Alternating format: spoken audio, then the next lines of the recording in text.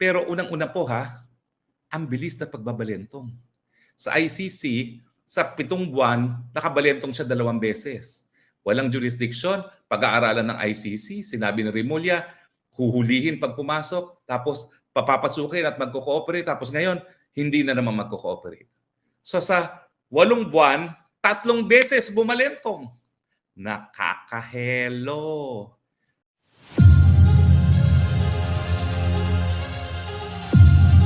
Hinihingi ko na isulat yung non-cooperation ng Pilipinas sa ICC dahil nga hindi na nga tayo miyembro at wala ng jurisdiction.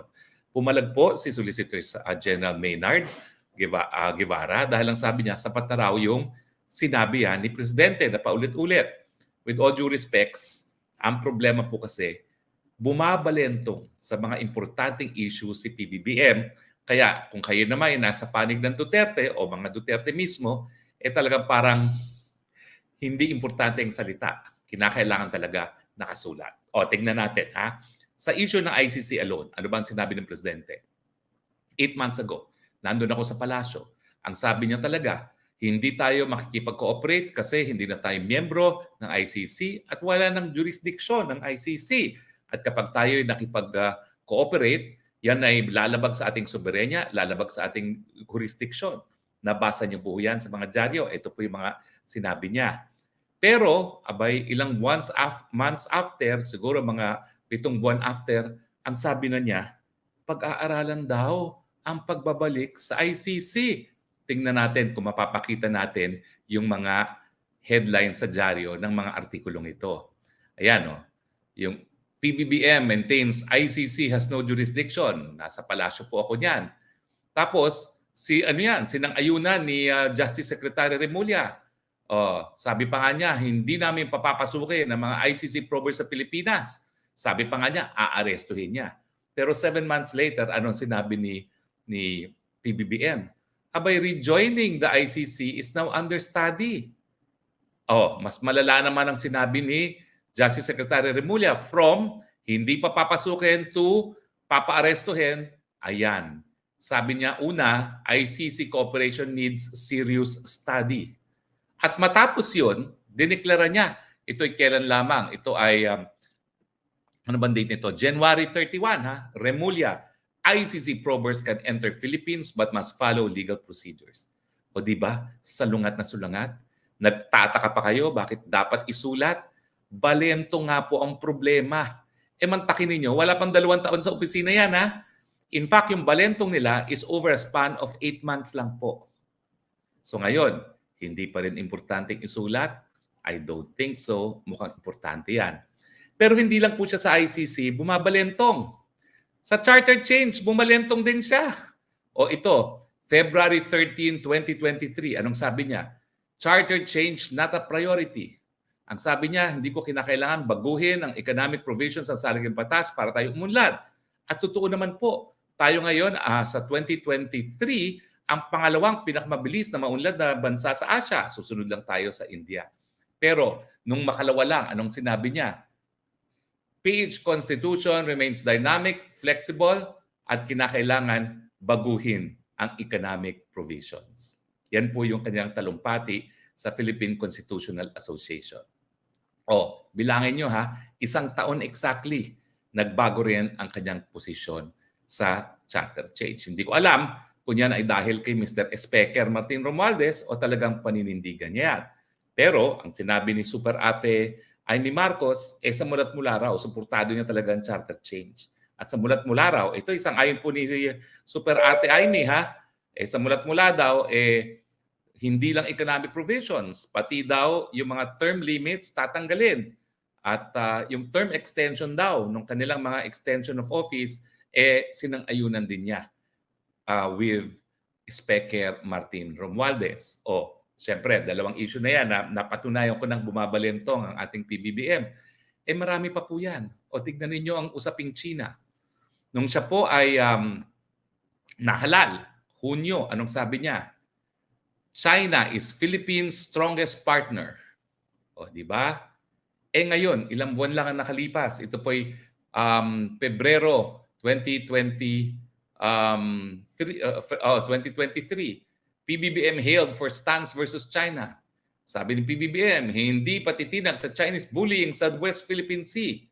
O, samantalang nung simula ng termino niya, ito po ay Hunyo, sinabi na niya na ang China ang pinaka malakas at importanteng partner ng Pilipinas. Ngayon, tinatawag na natin ang bully ang China. Balentong na naman on the third issue, on the issue of China. Meron pa po eh. Saan pa siya bumalentong? Well, tignan niyo po ito sa peace talks. Ang analysis talaga, talagang ang peace talks sa mga communist rebels ay bleak sa ilalim ni PBBM. Bakit? Kasi paulit-ulit niyang sinasabi na natugis natin ang mga teroristang CPP-NPA na.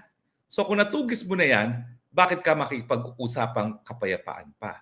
And yet, alam natin, ito, November, pero yung analysis was July of 2023. Pero wala pang 6 na buwan, hayan na nga. Nagkaroon na ng usaping kapayapaan muli sa CPP, NDF, NPA na isang teroristang grupo. Mantakin ninyo, isang teroristang grupo na binansagan nating terorista, makikipag-peace talks tayo. Hello! Balentong na naman. O, pang-apat na yan.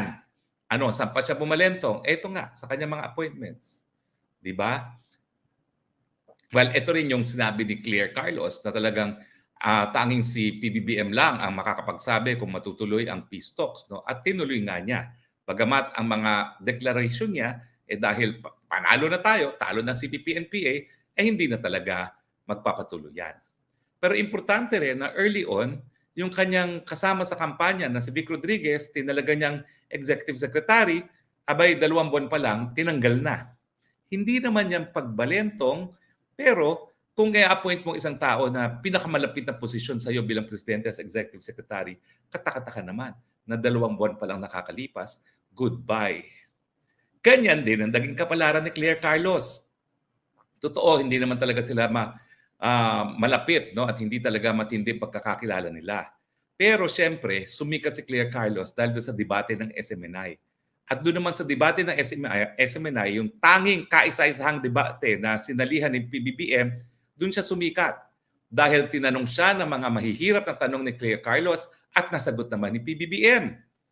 Advanced question. Sabi niya, no, you're applying to be President of the Philippines. So wala kang advanced questions dyan. Dapat makasagot ka on the spot. Kaya sumikat, hindi lang si Claire Carlos, sumikat din si PBBM. At siyempre, dyan sumikat ang SMNI. Pagkatapos ng mga debate, talaga namang naging sikat ang SMNI. Pero siyempre, pareho niyang sinisante na pagbalentong din. Dahil alam niyo naman, ang Executive Secretary, pinakamalapit yan sa Presidente at siyempre National Security Advisor, sensitibo din po yan. So, consider na natin yan na balentong din. Of course, sasabihin ng marami, tao lang si PBBM po pwede siyang bumalentong. Pero unang-una po ang bilis na pagbabalentong. Sa ICC, sa 7 buwan, nakabalentong siya 2 beses. Walang jurisdiction, pag-aaralan ng ICC, sinabi ni Remulla, huhulihin pag pumasok, tapos papapasukin at magko-cooperate, tapos ngayon, hindi na naman magko-cooperate. So sa 8 buwan, 3 beses bumalentong. Nakakahelo. Sa charter change, 1 taon. Pwede ba naman yung you're both against, not a priority, and now it is a priority. 1 taon lang po ang nakalipas. At sa CPP-NPA, 6 na buwan lang ang nakalipas, bumalentong na. At syempre sa China, abay buwan din ang binilang. Wala pang 6 na buwan from the strongest partner to bully the China. O di ba? At syempre, 2 buwan lang yung pinakamalapit na kalihim ni BBM, si Vic Rodriguez, at halos wala pang 1 taon si Claire Carlos. Yan pong dahilan, Mr. Solicitor General, kung bakit dapat isulat ang non-cooperation with the ICC. Pag hindi po isinulat, nakita nyo naman kung paano bumalentong si Presidente. Napakaikli ng panahon ng lumilipas, bumabalentong. So, hindi po sapat na sinabi niya ng oral. Ano ba mga possibilities? Kung magbago na naman si Presidente ng isip at sabihin, okay, napakagulo niya, nagdidistab yung mag-amang Duterte na yan, sige, pahuli na yan. Tatawagan lang niya ang isang kabinete. Yung kabinete tatawagan ang mataas na opisyalis ng PNP, arestuhin na yan, makipag-cooperate na, padala na yan sa Hague. O uutusan yung pulis, arestuhin na yan. Sasabihin ng pulis, sabi ho ni Presidente, hindi makipag-cooperate. Sasabihin naman ng mataas na opisyalis, nagbago na ang instruction ni Presidente. Yan po mangyayari pag hindi nakasulat.